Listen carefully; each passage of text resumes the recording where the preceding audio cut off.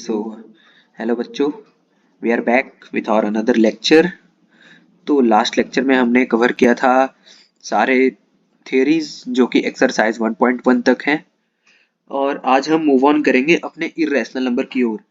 तो आज के लेक्चर में हम पढ़ेंगे कि जो भी इर्रेशनल नंबर्स होते हैं उन्हें नंबर लाइन पे प्लॉट कैसे किया जाता है।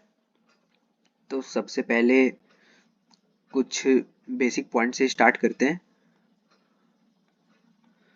Just a minute. Okay, fine. तो नंबर लाइन का कुछ बेसिक सा एक रिव्यू ले लेते हैं, होता क्या है। ऑलराइट। तो हमने लास्ट लेक्चर में देखा था नंबर लाइन एक ऐसा लाइन होता है जिसपे हर एक पॉइंट एक पर्टिकुलर यूनिक नंबर को रिप्रेजेंट करता है। जैसे कि ये मान लो एक नंबर लाइन है, ये हमारा ओरिजिन है 0, आगे है 1, 2, 3, 4 and so on till infinity. पीछे ऐसे -1, -2, -3 and so on till -infinity. तो ये हमारा एक नंबर लाइन है और इस पे हर एक पॉइंट एक पर्टिकुलर यूनिक रेशनल नंबर को रिप्रेजेंट करता है। जैसे मान लो ये एक पॉइंट है, ठीक है, ये वाला एक पॉइंट है, ये एक यूनिक रेशनल नंबर को रिप्रेजेंट करेगा। ये एक पॉइंट है, ये एक यूनिक रेशनल नंबर को रिप्रेजेंट करेगा। ऐसे ही इस लाइन पे जितने भी पॉइंट्स हैं वो सारे ही एक यूनिक रेशनल नंबर को रिप्रेजेंट करेंगे। यहाँ यूनिक का मतलब ये हुआ कि ये जो एक पर्टिकुलर नंबर होगा, मान लो कोई भी नंबर है ए, तो ये जो पर्टिकुलर नंबर होगा वो और सारे नंबर से डिफरेंट होगा, मतलब किसी के भी सेम नहीं होगा। ये एक यूनिक नंबर होगा। फॉर एग्जाम्पल अगर देखा जाए तो 1 जो होता है वो सिर्फ 1 के इक्वल होता है। और अगर कोई नंबर लेते हैं 2 या 3 या 4, ये सारे जो नंबर है वो 1 के इक्वल नहीं होते। तो इसका मतलब ये हुआ कि 1 एक यूनिक नंबर है। ऑलराइट, तो ये हुआ यूनिक का डिफिनीशन। और नंबर लाइन एक ऐसा लाइन होता है जिसपे हर एक नंबर को, हर एक रेशनल नंबर को एक पर्टिकुलर यूनिक पॉइंट मिलता है। जो भी एक पर्टिकुलर यूनिक पॉइंट होता है इस लाइन पर, वो एक पर्टिकुलर यूनिक रेशनल नंबर को रिप्रेजेंट करता है। अब आगे बढ़ते हैं। आगे बढ़ते हैं तो इर्रेशनल नंबर में हमने लास्ट लेक्चर में देखा था कि इर्रेशनल नंबर होता क्या है। तो इर्रेशनल नंबर, एक रिकैप दे देता हूँ। तो ऐसे इर्रेशनल नंबर वो नंबर्स होते हैं जो कि p बाई क्यू फॉर्म में नहीं लिखे जा सकते। जैसे कि मैंने लास्ट लेक्चर में बताया था, रियल नंबर्स का दो बच्चा, एक हो गया रेशनल तो दूसरा हो गया इर्रेशनल। तो वो सारे नंबर्स जो कि रेशनल नहीं होते हैं वो इर्रेशनल होंगे, वो सारे नंबर्स जो इर्रेशनल नहीं होते हैं वो रेशनल होंगे। मतलब इसमें से एक ही पॉसिबिलिटी है, या तो ये या फिर ये, या तो रेशनल होंगे तो वो इर्रेशनल नहीं होंगे, अगर रेशनल नहीं होंगे तो वो इर्रेशनल होंगे। ये हो गया दो हमारा केस। अब रेशनल नंबर का एक प्रॉपर्टी होता है कि अगर किसी नंबर को p बाई क्यू फॉर्म में रिप्रेजेंट किया जा सके जहां पर q जीरो ना हो, तो ये हमारा हो गया रेशनल नंबर। और अगर ये पर्टिकुलर प्रॉपर्टी सेटिस्फाई ना करे तो ये हो गया हमारा इर्रेशनल नंबर। ठीक है, ये हो गया हमारा रिकैप। अब हम आगे बढ़ते हैं, इर्रेशनल नंबर का एक एग्जांपल देखते हैं। मान लो हम लेते हैं √2। इसका अप्रोक्स वैल्यू जो होता है 1.414 और ऐसे आगे चलता जाता है। ये होता है हमारा इर्रेशनल नंबर। ठीक है। अब देखो, इसे हम नंबर लाइन पे प्लॉट कैसे करते हैं। तो इसका एक पर्टिकुलर टेक्निक होता है। जैसे हम एग्जांपल में लेके चलते हैं √2 को ही प्लॉट करते हैं पहले। ठीक है, अब √2 को हमें जब प्लॉट करना है तो जस्ट अ मिनट, एक लाइन ले लो। ये हो गया हमारा एक लाइन, अच्छा सा येलो कलर का। ठीक है, अब ये हो गया हमारा नंबर लाइन। अब इस पे हम प्लॉट करेंगे। ये है हमारा ओरिजिन 0, ये 1, ये 2, ये 3, ये 4, सिमिलरली पीछे हमारा है -1, -2, -3, -4 and so on till -infinity, और आगे ये चलता जाएगा इन्फिनिटी तक। ठीक है, ये हो गया हमारा नंबर लाइन। अब इस पे हमें क्या करना है, √2 को प्लॉट करना है, √2 को प्लॉट करना है। अब इसका टेक्निक क्या होता है, सबसे पहले देखो √2 क्या होता है, पाइथागोरस थ्योरम यहाँ पे यूज होता है। तो √ perpendicular square plus base square equals to hypotenuse, ये होता है हमारा पाइथागोरस थ्योरम। ये हमारा निकल के आता है पाइथागोरस थ्योरम से। मान लो यहाँ पर एक राइट एंगल ट्रायंगल है, ये हमारा परपेंडिकुलर है, ये हमारा बेस है, ये हमारा हाइपोटेन्यूस है। तो तीनों में जो रिलेशन होता है पर पाइथागोरस थ्योरम के अकॉर्डिंग वो होता है hypotenuse square equal to perpendicular square plus base square. ठीक है, ये सबको पता होगा पाइथागोरस थ्योरम। अब इसी को यूज करके हम √2 को इस नंबर लाइन पर प्लॉट करेंगे। ठीक है, अब देखो ये हमारा हो गया। अब यहाँ पर हमें √2 को प्लॉट करना है, मतलब हाइपोटेनस की जगह हमारा √2 होना चाहिए, that is equals to √ perpendicular square plus base square, क्योंकि यहाँ से जो ये स्क्वायर हटेगा तो यहाँ रूट में जाएगा, और हाइपोटेनस हमारा है √2, मतलब कि हाइपोटेनस यहाँ पे वो नंबर होगा जिसको प्लॉट करना है। तो यहाँ पर प्लॉट क्या करना है, हमें √2 को प्लॉट करना है, तो हाइपोटेनस की जगह हम रख देंगे √2। अब यहाँ पर परपेंडिकुलर और बेस क्या होना चाहिए, just think of it, perpendicular और बेस क्या होना चाहिए। अगर हम परपेंडिकुलर को 1 लेते हैं 1 का स्क्वायर, प्लस बेस को भी 1 लेते हैं 1 का स्क्वायर, तो ये किसके इक्वल होगा, √1 का स्क्वायर होता है 1, फिर 1 का स्क्वायर होता है 1, दैट इज इक्वल्स टू √2। तो ये जो है √2 के इक्वल आ रहा है। इसका मतलब क्या हुआ, यहां से हमारा जो परपेंडिकुलर निकल के आ रहा है वो हो रहा है 1, और बेस जो हमारा निकल के आ रहा है वो हो रहा है 1। तो ये हमारा पहला स्टेप है। मतलब हमें क्या करना है कि जिस नंबर को भी प्लॉट करना है उसे हमें हाइपोटेनस पे रखना है, और परपेंडिकुलर और बेस को खुद से गेस करना है कि क्या होना चाहिए। अब परपेंडिकुलर निकल गया 1, बेस भी निकल गया 1। अब देखो कैसे प्लॉट करना है। सबसे पहले यहां पर एक हमें स्क्वायर लेना है, कलर चेंज कर लेते हैं। चलो ये ऐसे, ये ऐसे, ये हो गया हमारा 1, और ये हाइट भी हो गया हमारा 1। अब ये हमारा 1 है बेस, ये हमारा हाइट है 1, तो ये वाला जो लेंथ है, ये वाला लेंथ, ये क्या होगा, पाइथागोरस थ्योरम से ये वाला जो लेंथ है वो हो जाएगा √2। Got it. फिर से समझाता हूँ, हमारा परपेंडिकुलर जो है 1 आया है, तो यहाँ पर 1 कर दिया हमने। बेस जो है 1 आया है, फिर से हमने बेस 1 कर दिया।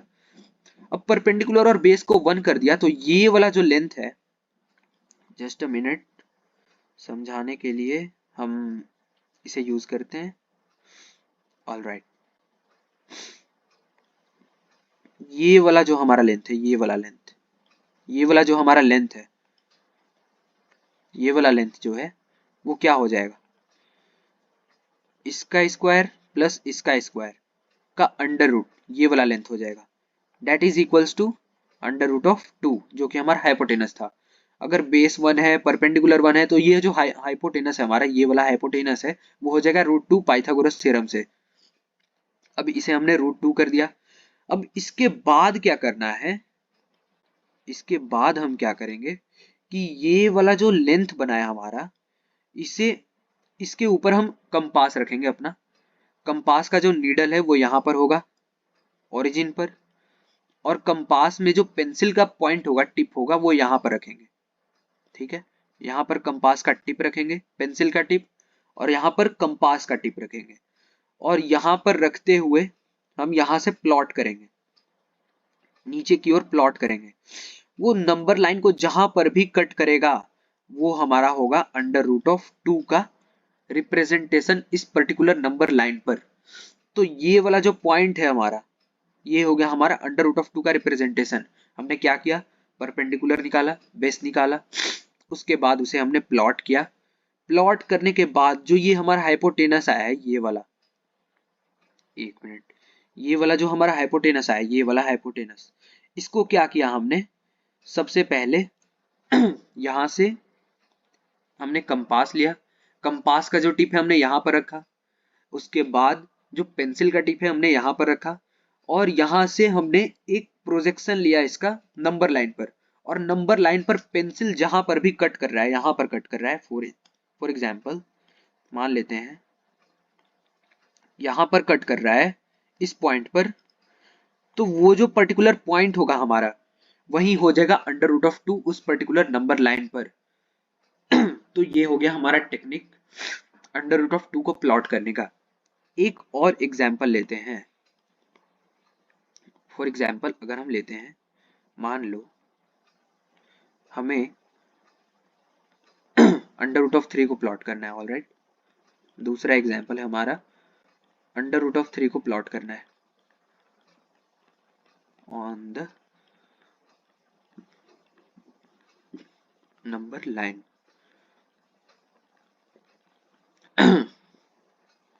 तो सबसे पहला हमारा क्या है प्रोसीजर, सबसे पहले हम लेंगे एक प्यारा सा लाइन। तो चलो हमने ले लिया एक प्यारा सा लाइन। इसके बाद इसके ऊपर हम प्लॉट करेंगे 0 1 2 3 so until infinity, -1 -2 और so until -infinity। ठीक है, अब इस पे हमें प्लॉट करना है अंडर रूट ऑफ 3 को। अब अंडर रूट ऑफ 3 क्या होता है, सबसे पहले हमने बोला कि पाइथागोरस थ्योरम का यूज करेंगे। तो जो भी प्लॉट करने को बोला है उसे तुम हाइपोटेनस मान लो, ठीक है। Just consider the given number, the given irrational number as the hypotenuse. तो जब इसे हमने हाइपोटेनस मान लिया तो हाइपोटेनस होता है under root of perpendicular square plus base square, ठीक है। अब हाइपोटेनस तो हमारा अंडर रूट ऑफ 3 है, इसको इक्वेट करेंगे हम perpendicular square plus base square. अब हमें अपने आप इमेजिन करना है परपेंडिकुलर और बेस को, गेस करना है कि परपेंडिकुलर और बेस होना क्या चाहिए ताकि अंदर में 3 बने, अंडर रूट के अंदर में 3 बने। तो परपेंडिकुलर को अगर हम लोग √2 मानते हैं और बेस को 1 मानते हैं तो क्या होगा, अंडर रूट ऑफ 2 का स्क्वायर प्लस 1 का स्क्वायर, ये हो जाएगा। इसे सॉल्व करते हैं हम, अंडर रूट ऑफ 2 का स्क्वायर होता है 2 और 1 का स्क्वायर होता है 1, ये बना अंडर रूट ऑफ 3 जो कि इसके इक्वल है। तो यहां से हमारा क्या निकल के आया, परपेंडिकुलर अंडर रूट ऑफ 2 और बेस 1। गॉट इट, ये हो गया हमारा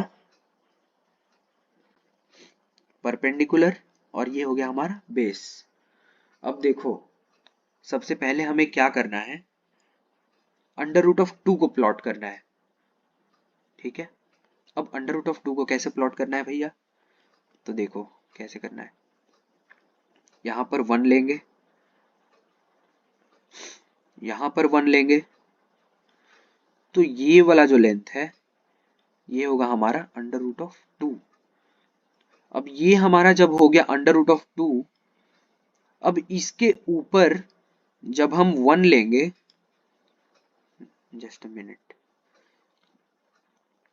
ये वाला हमारा जो लेंथ है ये हो गया हमारा अंडर रूट ऑफ 2, ठीक है। अब अंडर रूट ऑफ 2 और 1 को हमें पेयर में लाना है, तो अंडर रूट ऑफ 2 तो आ गया।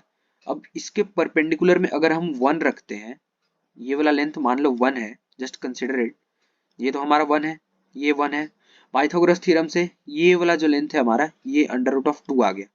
अब ये अंडर रूट ऑफ 2 है, ये वाला लेंथ 1 है, ये वाला लेंथ, तो ये वाला जो लेंथ होगा हमारा ये हो जाएगा अंडर रूट ऑफ 3। क्यों, क्योंकि ये जो है ये परपेंडिकुलर है।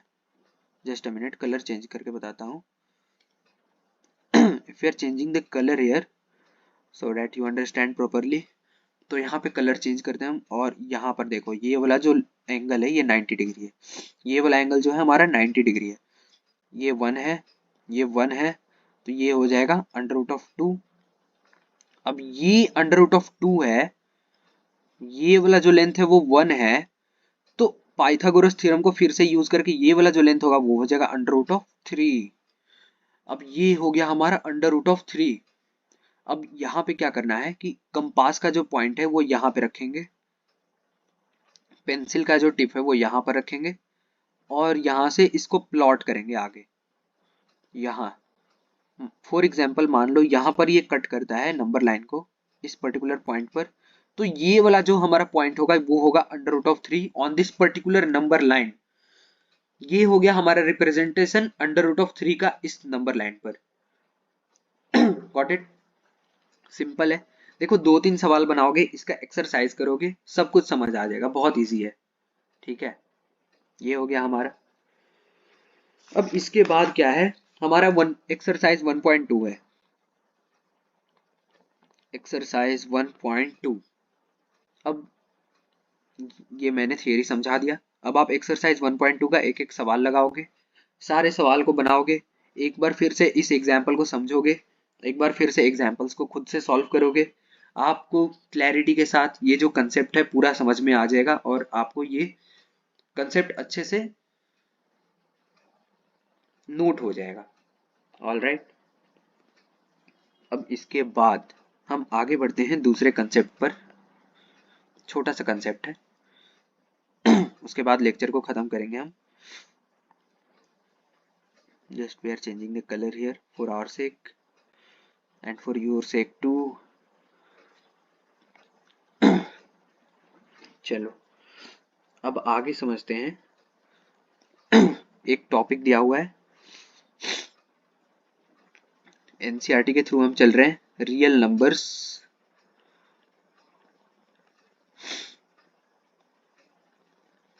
And their decimal expansion.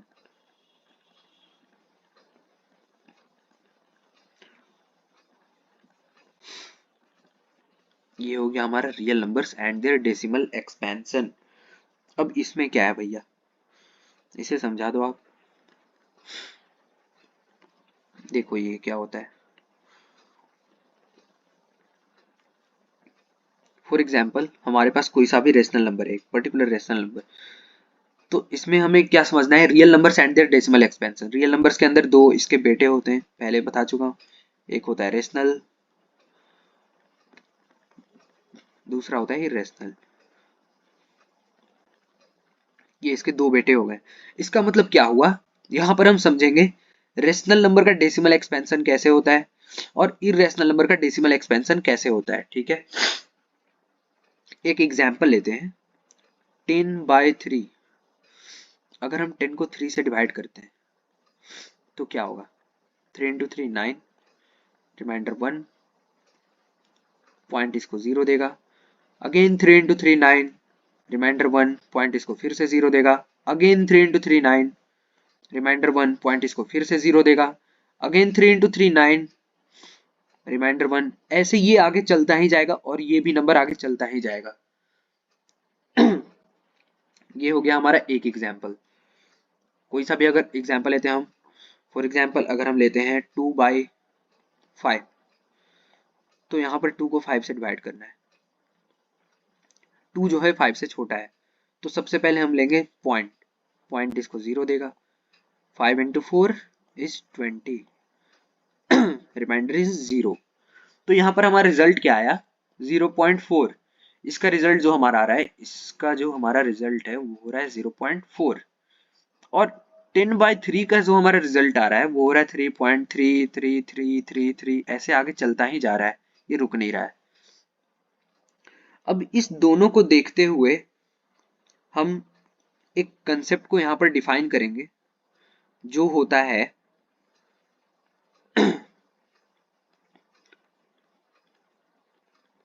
Terminating and non terminating.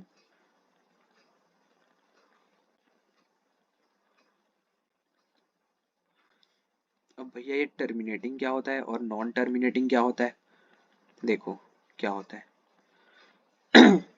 Terminating numbers, definition पहले लिख लेते हैं उसके बाद मैं समझाता हूँ आपको, बहुत अच्छे से समझेंगे इस चीज को, ऐसा समझेंगे कि आज के बाद आप कभी भूल नहीं पाओगे इस कंसेप्ट को। ऑल राइट, तो आगे मूव ऑन करते हैं। टर्मिनेटिंग का सबसे पहले डेफिनेशन लिखते हैं। All the numbers that are completely divisible or that can be written uniquely are called as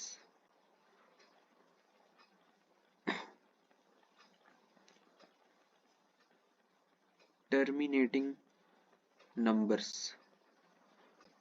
अब देखो इसका एग्जाम्पल लेते हैं हम। तो all the numbers that are completely divisible or that can be written uniquely are called as terminating। Example ऊपर जो हमने लिया था यहाँ पर 2/5, 2/5, तो हमारा रिजल्ट क्या आया था 0.4। तो यहाँ पर जब हमने 2 को 5 से डिवाइड किया तो एक पर्टिकुलर नंबर आ गया हमारे पास 0.4, मतलब पॉइंट के बाद एक पर्टिकुलर डिजिट आ गया। अगर आगे भी अगर चलता जाए तो कुछ टाइम के बाद ये जो डिविजिबिलिटी है ये कट के एक पर्टिकुलर नंबर दे देगा, एक पर्टिकुलर यूनिक सा नंबर दे देगा आपको। जैसे यहाँ पर 0.4 जो है ये टर्मिनेट हो गया, इसका मतलब ये हुआ कि ये एक टाइम के बाद रुक गया, इसको फर्दर डिविजिबल नहीं किया जा सकता, ये कंप्लीटली डिविजिबल हो गया 2/5। इसको हमने डेसिमल फॉर्म में एक यूनिक नंबर से रिप्रेजेंट कर दिया, मतलब 0.4। यहां पर जाके ये रुक गया, आगे नहीं बढ़ रहा। वहीं अगर हम अपना दूसरा एग्जांपल लेते हैं जो कि था हमारा 10/3, तो जब हमने इसको डिवाइड किया तो वो हमारा रिजल्ट आ रहा था 0.3333, ये जो आगे बढ़ते जा रहा था। ठीक है। अब ये जब आगे बढ़ते जा रहा है इसका मतलब ये हुआ कि ये कंप्लीटली डिवाइड नहीं हो पा रहा है। ये जो 10/3 है, अगर 10 को हम 3 से डिवाइड करते हैं तो ये कंप्लीटली डिविजिबल नहीं है, मतलब 0.4 जैसा एक पर्टिकुलर डिजिट हमें पॉइंट के बाद नहीं दे रहा है। ये पॉइंट के बाद 333 आगे बढ़ता ही जा रहा है, लेकिन यहाँ पॉइंट के बाद ये टर्मिनेट कर गया। इसका मतलब ये है कि 4 आने पर ये रुक गया, इसके बाद ये फर्दर डिविजिबल नहीं हुआ, इतने आते ही ये कंप्लीटली डिविजिबल हो गया। बट यहाँ पर देखा जाए तो 3 से डिवाइड होता ही जा रहा है, आगे 3 चलता ही जा रहा है, रुक नहीं रहा। तो ये हमारा केस है नॉन टर्मिनेटिंग का।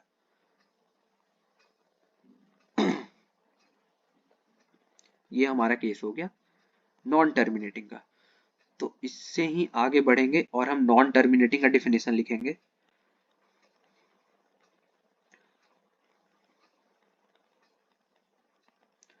तो नॉन टर्मिनेटिंग क्या होता है, all the numbers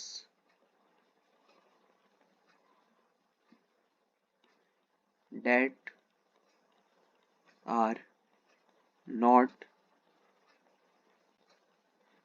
completely divisible or the numbers which on division do not terminate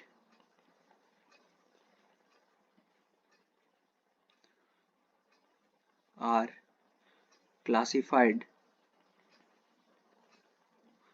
under non-terminating numbers।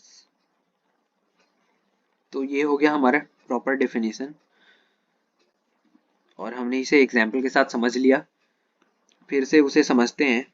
दूसरा एग्जाम्पल अगर हम लेते हैं, मान लो 1/7, 1 को 7 से डिवाइड करके देखते हैं क्या होता है। सबसे पहले 1 तो छोटा है 7 से, तो एक पॉइंट लेंगे जो कि इसको 0 देगा। अब इसके बाद 1 से डिवाइड करेंगे, 7 1 जा 7, रिमाइंडर 3, पॉइंट इसको फिर से 0 देगा। 7 4 जा 28, रिमाइंडर 2, पॉइंट इसको फिर से 0 देगा। 7 2 जा 14, रिमाइंडर 6, पॉइंट इसको फिर से 0 देगा। 7 7 8 जा 56, रिमाइंडर 4, पॉइंट इसको फिर से 0 देगा। 7 5 जा 35, रिमाइंडर 5, पॉइंट इसको फिर से 0 देगा। 7 7 जा 49, रिमाइंडर 1, पॉइंट इसको फिर से 0 देगा। 7 1 जा 7, रिमाइंडर 3, पॉइंट इसको फिर से 0 देगा। अब ऐसे ही क्या हो रहा है, यहाँ पर 7 अगर 4 बार में फिर से करें 28, तो यहाँ पर रिमाइंडर हमारा जो आ रहा है वो हो रहा है 2।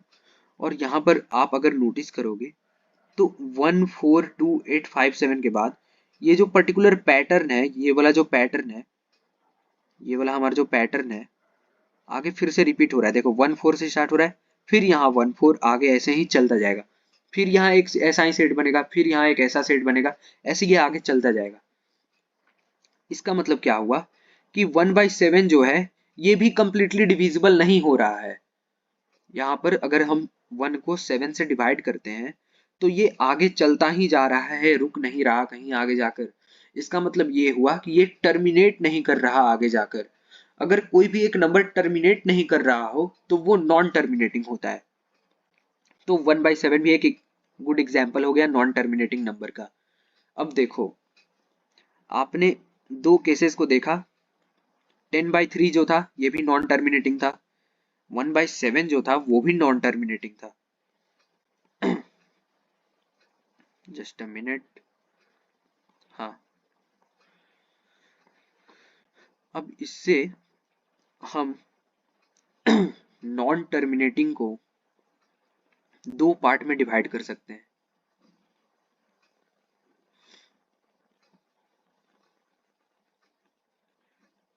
इसका पहला बच्चा जो होता है वो होता है रेकरिंग, और इसका जो दूसरा बच्चा होता है वो होता है नॉन रेकरिंग।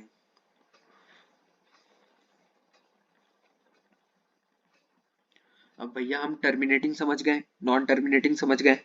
टर्मिनेटिंग मतलब वो नंबर जो कि कंप्लीटली डिविजिबल हो, जो कि एक यूनिक फॉर्म में लिखा जा सकता हो, एक पर्टिकुलर रेशनल नंबर हो, वो उसे हम टर्मिनेटिंग बोलेंगे। इसका मतलब ये हुआ कि वो कंप्लीटली डिवाइड हो जाए। नॉन टर्मिनेटिंग वो होता है जो कि डिवाइड करने पर आगे चलता ही जाए, कहीं रुके ना, वो हो गया हमारा नॉन टर्मिनेटिंग। अब नॉन टर्मिनेटिंग में भी दो इसके सब डिविजन्स होते हैं, एक होता है रेकरिंग, दूसरा होता है नॉन रेकरिंग। अब इन दोनों में डिफरेंस क्या है?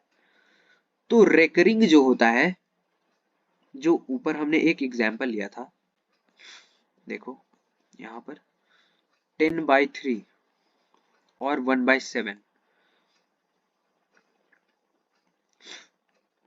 10/3 इसका रिजल्ट क्या आ रहा था, 0.3333, ऐसे चलता ही जा रहा था।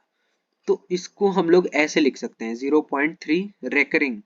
इसका मतलब क्या हुआ कि यहाँ पर जो 3 डिजिट है वो बार बार रिपीट हो रहा है आगे, ऐसे ही आगे चलता जाएगा और बार बार 3 रिपीट होता रहेगा। तो 3 के ऊपर जब हम एक बार लगा देते हैं तो इसको हम पढ़ते हैं 0.3 रेकरिंग। इसका मतलब ये हुआ कि 0.3 और जहां पर 3 जो है वो आगे रिपीट करता ही जा रहा है। तो ये हो गया हमारा रेकरिंग का क्लासिफिकेशन। दूसरा एग्जाम्पल जो हमने लिया था 1/7, इसका जो हमारा रिजल्ट था वो था 0.142857। फिर से यहाँ से 14285 और ये आगे चलता ही जा रहा था। इसका मतलब क्या हुआ कि यहाँ पर 0.14285 ये वाला जो पैटर्न है ये आगे रिपीट करता ही जा रहा है, ये आगे रिपीट करता ही जा रहा है। तो इसके ऊपर जब हम ऐसे बार लगा देते हैं तो इसका मतलब हुआ 0.142857 रेकरिंग। इसका मतलब ये हुआ कि ये जो पर्टिकुलर सेट ऑफ नंबर है ये आगे रिपीट करता जा रहा है, ये जो सीक्वेंस है ये आगे रिपीट करता जा रहा है। इसका मतलब ये हुआ कि इसके ऊपर जब हम ये बार लगा देते हैं तो ये बताता है कि ये वाला जो सेट ऑफ नंबर है यही आगे रिपीट हो रहा है, ये जो सीक्वेंस ऑफ नंबर है यही आगे रिपीट हो रहा है। तो ये हो गया हमारा रेकरिंग का क्लासिफिकेशन, इसे बोलते हैं हम रेकरिंग। रेकरिंग मतलब हो गया कि एक पर्टिकुलर डिजिट या फिर particular set of numbers, particular sequence of numbers आगे ही रिपीट कर रहे हैं उसके रिजल्ट में। ये हो गया हमारा रेकरिंग। अब नॉन रेकरिंग का अगर एग्जांपल लें, मान लो कोई सा भी एक रैंडम नंबर है, अगर उसको हम डिवाइड करते हैं, मान लो वो आगे डिवाइड होता ही जा रहा है 1 2 3 7 5 2 6 8 3 2 4 7 6 1 5, ऐसे आगे चलता ही जा रहा है, चलता ही जा रहा है, चलता ही जा रहा है। और इसमें एक पर्टिकुलर सीक्वेंस भी नहीं है, कोई भी सीक्वेंस नहीं है, यहाँ पर कोई भी सीक्वेंस देखने को नहीं मिल रहा, मतलब ये यूनिक सीक्वेंस है और ये आगे चलता ही जा रहा है। इसका मतलब ये हुआ कि ये नॉन रेकरिंग है।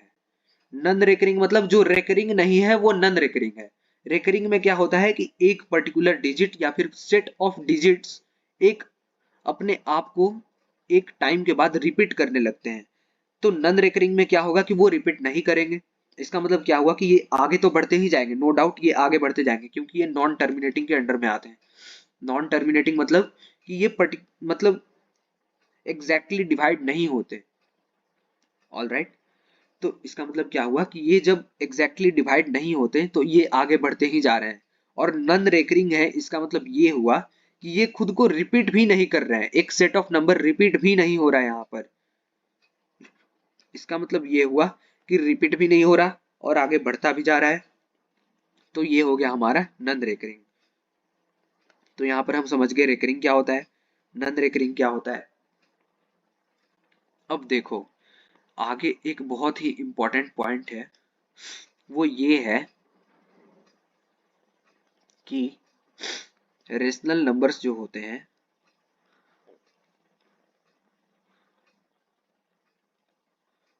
रेशनल नंबर्स जो होते हैं वो होते हैं टर्मिनेटिंग या फिर नॉन टर्मिनेटिंग में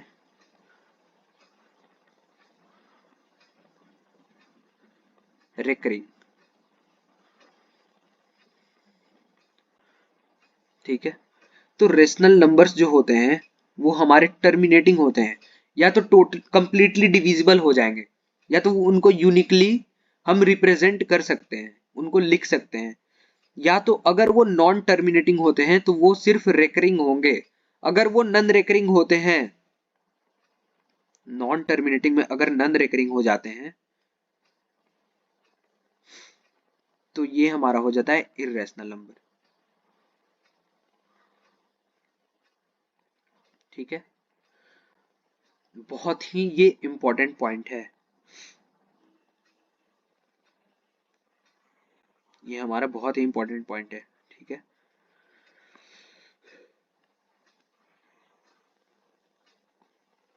एक मिनट, ये हमारा बहुत ही इंपॉर्टेंट बॉक्स है। ठीक है,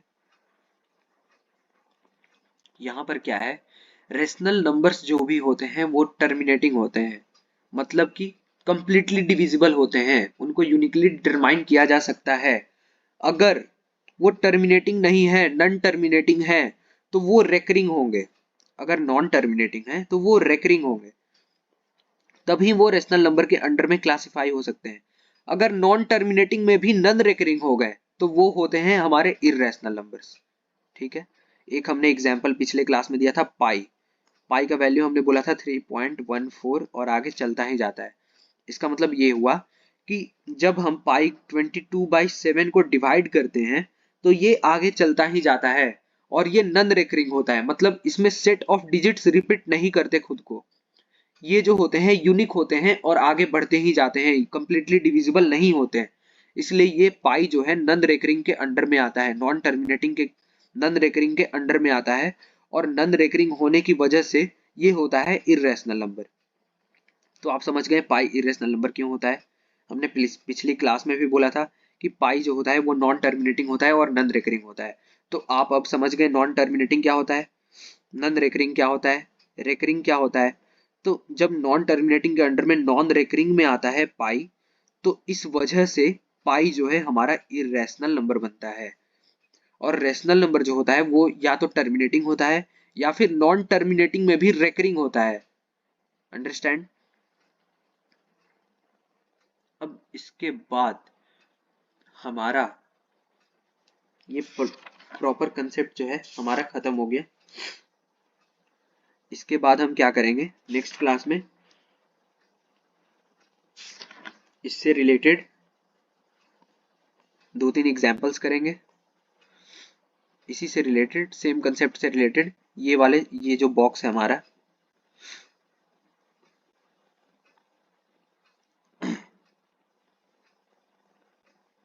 जस्ट अ मिनट, हाँ, तो ये जो हमारा बॉक्स है इससे रिलेटेड हम एग्जाम्पल्स करेंगे और उन एग्जाम्पल्स को समझेंगे कैसे बनाना है। और ये जो रेकरिंग नंबर्स होते हैं, ये जब रेशनल नंबर होते हैं तो इनको p बाई क्यू फॉर्म में लिखा जा सकता है। ऑब्वियसली जो भी रेशनल नंबर होगा उसको p बाई क्यू फॉर्म में लिख सकते हैं जहां q जो है वो 0 नहीं होता है। तो यहाँ पर अगर कोई भी नंबर नॉन टर्मिनेटिंग है और रेकरिंग है, और तो इस वजह से वो रेशनल नंबर बनता है। और अगर वो रेशनल नंबर बनता है तो इस नंबर को हम p बाई क्यू फॉर्म में लिख सकते हैं। तो इस एग्जाम्पल को हम समझेंगे कि जो नॉन टर्मिनेटिंग में रेकरिंग नंबर्स होते हैं उनको p बाई क्यू फॉर्म में रिप्रेजेंट कैसे किया जाता है। ये बहुत ही इंपॉर्टेंट कंसेप्ट है, इससे हमेशा ही एक ना एक सवाल आता ही आता है। तो इसको आपको बहुत अच्छे से समझना है। कल के क्लास में हम इससे रिलेटेड एक एग्जाम्पल करेंगे और इसको समझेंगे कि p बाई क्यू फॉर्म में इसे कैसे रिप्रेजेंट करेंगे हम। और यहाँ पर ये वाला जो बॉक्स है, ये कंसेप्ट जो है बहुत इंपॉर्टेंट है, आप इस बॉक्स को हमेशा से याद रखेंगे, ठीक है। रेशनल नंबर्स में जो भी रेशनल नंबर होते हैं वो प्रॉपरली डिविजिबल होते हैं, यानी कि वो टर्मिनेटिंग होते हैं, वो कंप्लीटली डिविजिबल होंगे, वो यूनिक होंगे। और अगर नॉन टर्मिनेटिंग होते हैं तो उसमें भी अगर वो रेकरिंग होंगे तभी वो रेशनल नंबर होंगे, नहीं तो वो नॉन रेकरिंग होंगे तो इरेशनल नंबर बन जाएंगे, जिसका एक एग्जाम्पल है पाई। तो इसी के साथ हम आज का क्लास एंड करते हैं और तब तक के लिए keep learning, keep studying, Tata.